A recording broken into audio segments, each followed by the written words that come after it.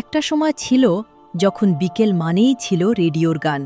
মনের কথা বলতে পারা, সেটাও এক ধরনের সাহস।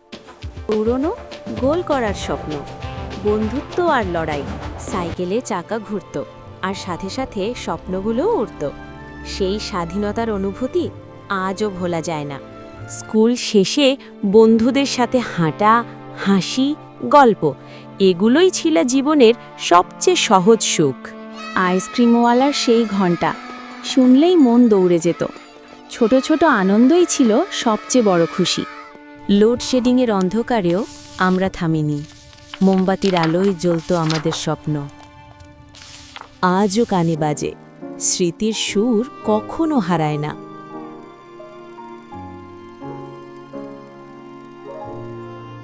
একটা সিনেমা পুরো পরিবারকে একসাথে এনে দিত।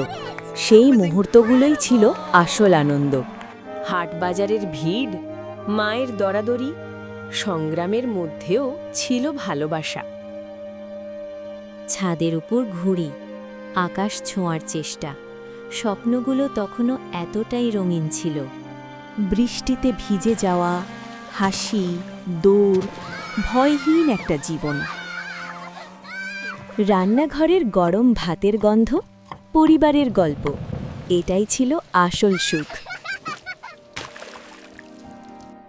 দাদু দিদার গল্প, যেখানে লুকিয়েছিল জীবনের শিক্ষা। এই যে কি শান্তি, সে কি ভাবা যায়? ভিড়, বাস, ট্রেন, কষ্ট ছিল, তবুও আনন্দ ছিল, কারণ আমরা একসাথে ছিলাম।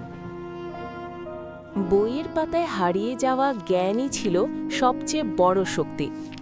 বই তো আমাদেরকে জাগিয়ে রাখে নতুনভাবে। পাড়ার উৎসব এলে এ যেন এক নতুন আলোয়, আনন্দ ভরা আর একসাথে থাকা।